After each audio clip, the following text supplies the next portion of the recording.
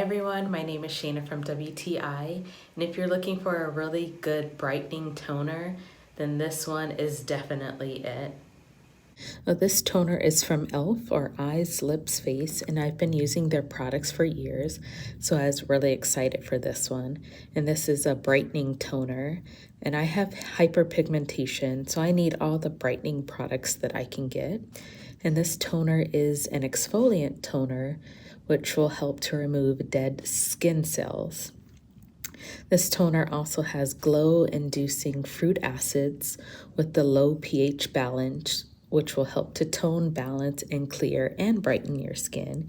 And for those with sensitive skin or those who like to use clean products, this is vegan and cruelty-free.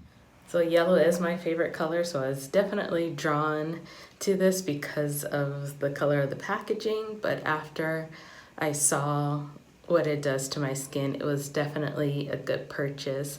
I really love that it's a daily exfoliant.